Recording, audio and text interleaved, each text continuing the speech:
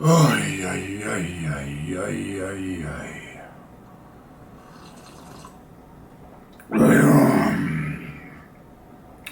Good morning, you motherfucking sunshines.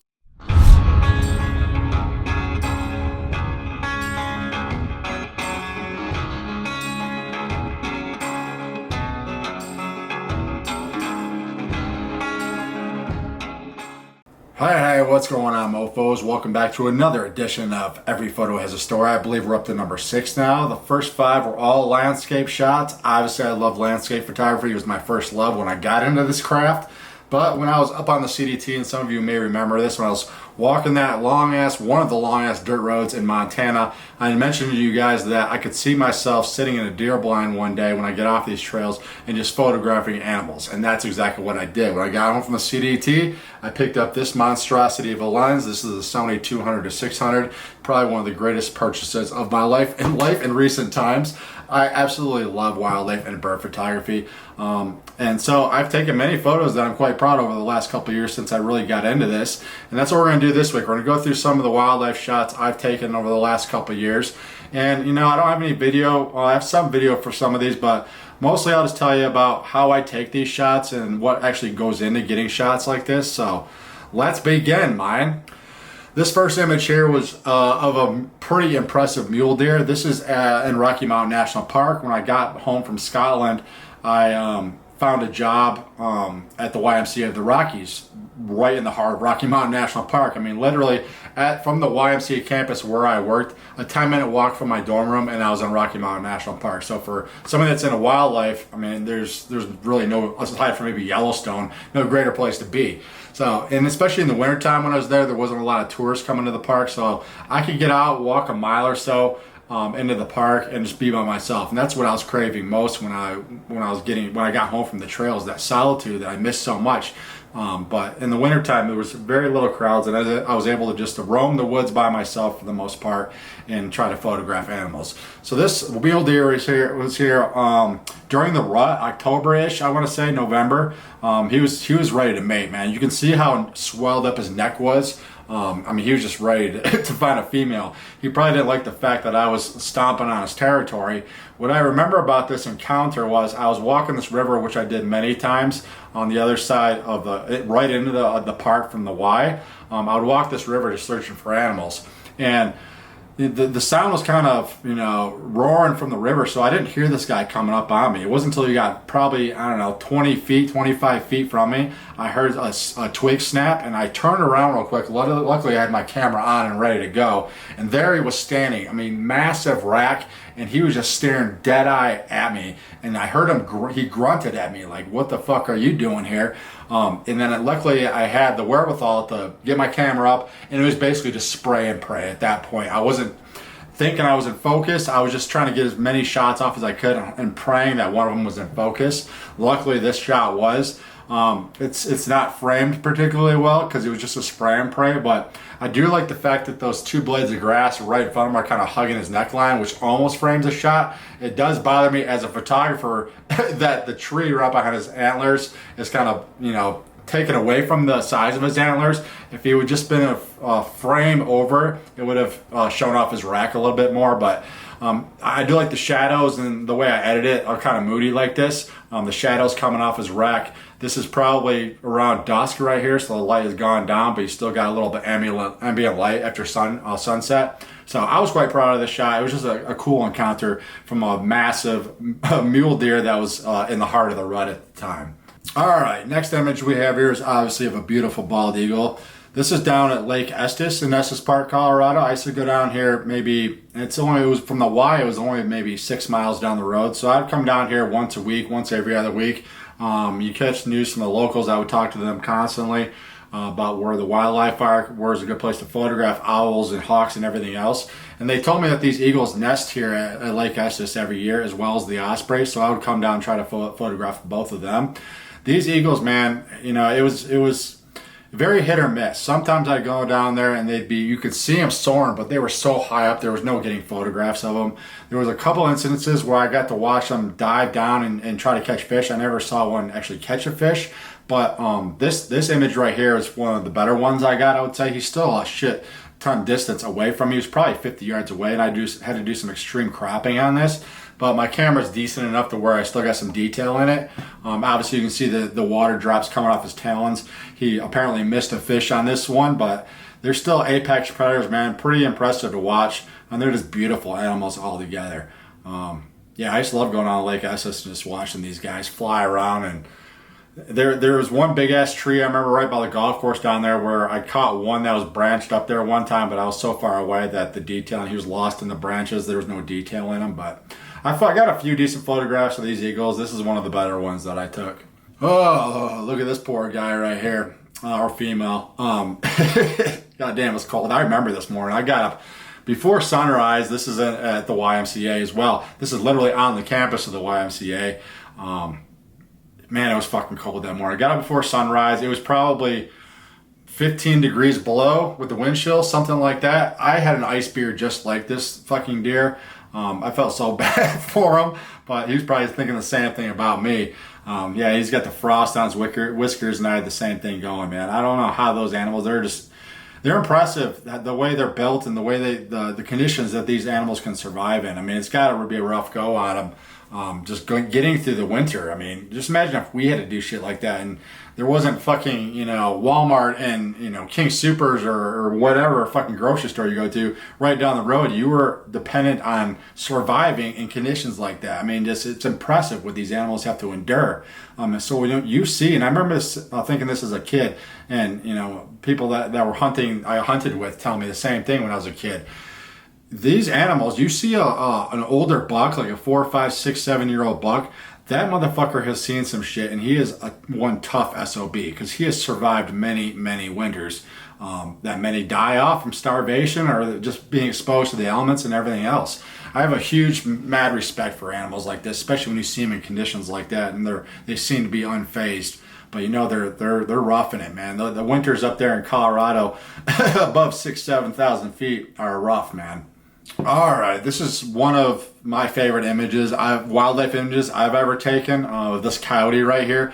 I followed this coyote pack for over a month, maybe 2 months. They would come down and feed on mule deer carcasses. So I would, on my days off in the Y, I'd go search the woods and trying to find carcasses, basically. And there was a lot of them around there because a lot of mule deer got taken by mountain lions or anything else or the elements. So I would find carcasses quite often, and I would mark them on my GPS, and I'd go back to these carcasses. Well, I marked this particular one on my GPS, came back a week later or so, and sure enough, I just sat on this carcass for like hours before sunrise, just waiting.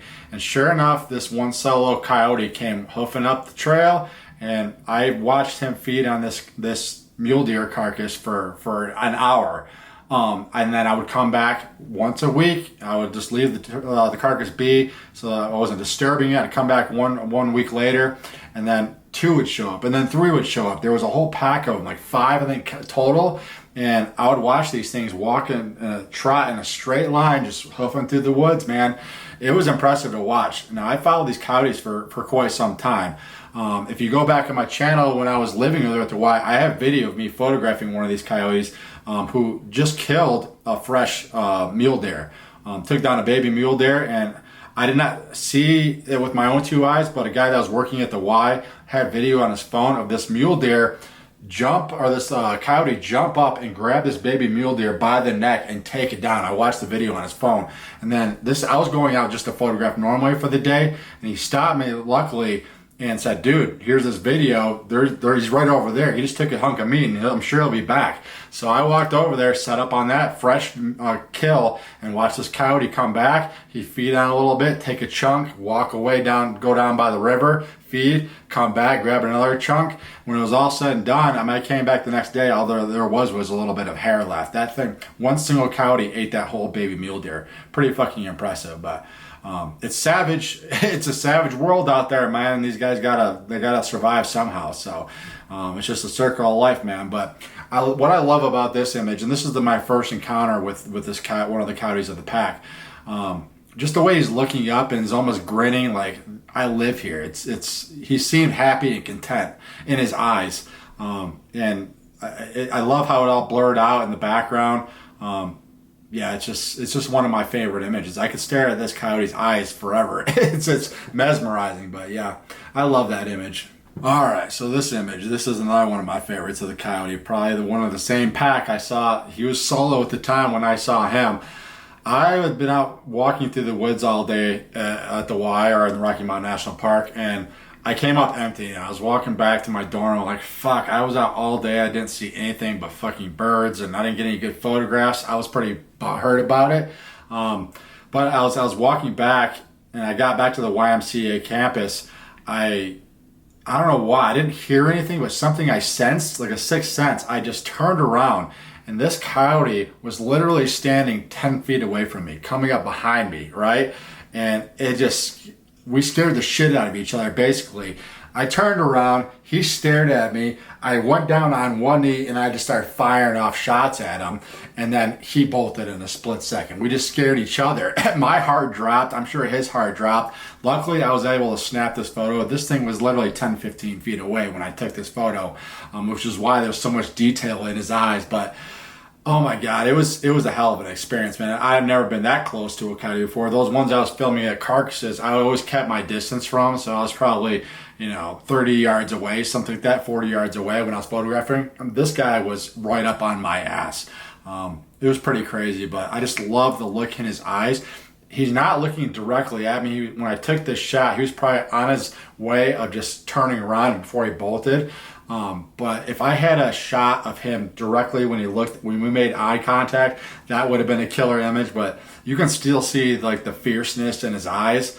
I mean, this dude's a badass for sure. He had a real nice, healthy coat on him. He had been eating good for sure. He had some weight on him too. But yeah, these are impressive animals. I know they're not wolves, but coyotes are pretty fucking cool too, man.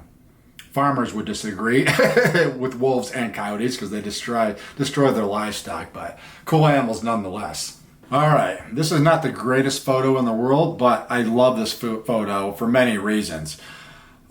This was taken in Rocky Mountain National Park as well. A mother and her baby. I mean, it's just, the moment was special.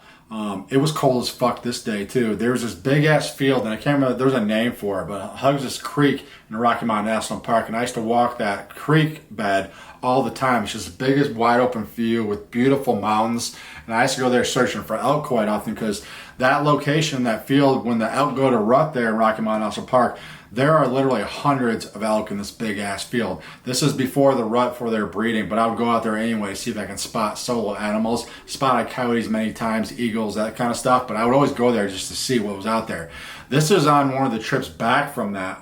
There's this gnarly ass trail I used to take to get back to the Y from that field. And the snow was blowing, it was windy as fuck, cold, probably hovering around 0 degrees. My fingers were numb. And I was just moving pretty hard through the snow to get back because I was cold as fuck. But I remember stopping because the wind was so gnarly, and I sat underneath this tree just to get blocked from the wind. And I sat there for maybe 10, 15 minutes, and this mother and her baby appeared from behind one of this brush here.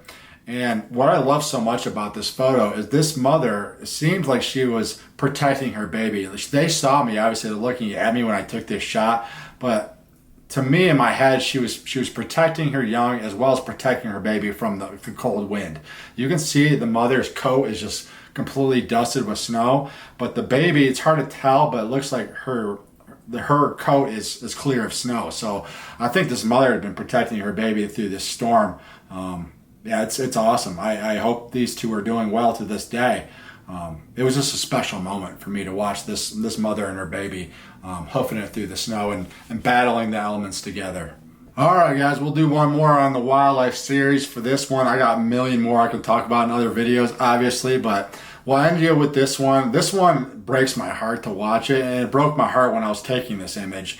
I was too close to this elk, and I want to mention this because as someone who loves wildlife and loves photographing these animals, I absolutely hate seeing tourists get close to these animals for a fucking selfie. And you see it all the time in national parks, and I saw it all the time in Estes Park. It just annoys the living shit out of me when these animals are just trying to be and live their lives, and these tourists are just being straight up fucking idiots.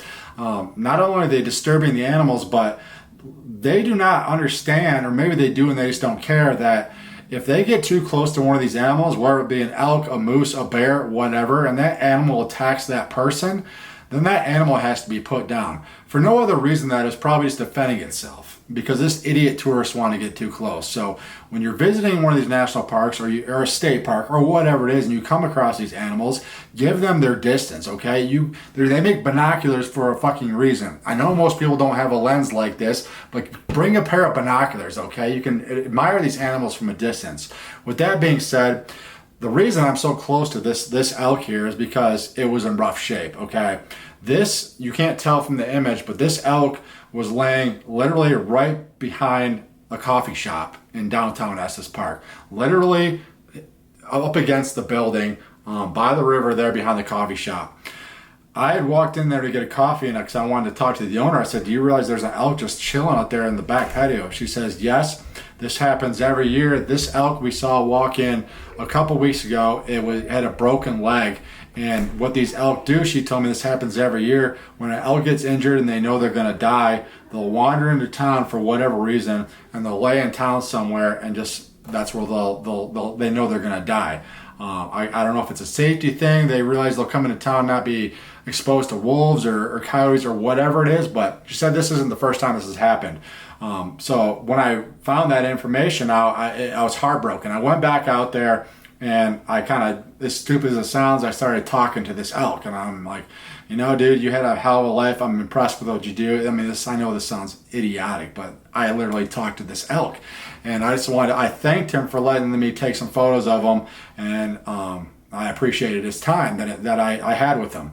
I love this image because he's got his eyes shut, but he's looking up like, I'm ready to go. I lived a good life. I've survived many winters, and that's it. I'm just going to live out the rest of my days right here, and I'm fine with it. So it's heartbreaking to see even to this day, but I have mad respect for these animals for sure. All right, so before I get all choked up like a pansy, I'm going to leave you there. These wildlife images, as well as landscape and every image I'm proud of, like I mentioned a million times before, this is why I take so many photos, man. Because these images bring back memories, special memories and terrible memories, but they're memories nonetheless. And like I said in last week's video, they're souvenirs, man. Your memories are souvenirs. You don't have to go and take a fucking sticker or a goddamn keychain from the National Park Visitor Center, okay? That's going to be lost within hours or days or months. So you're not going to remember about this stupid fucking t-shirt you bought. But when you snap photos like this, these memories, they stay with you for a fucking lifetime. There's a reason why when I look at these, the memories just come right back, because that's how powerful they are. Images are worth 1,000 words. So I'll continue to do this till the day I die for sure. Anywho, hope you all enjoyed this video. We'll be back at you next week with some more wildlife or some more landscape photos, or even want to touch on some macro photos, because I got into that recently too. We'll holler at you fuckers later.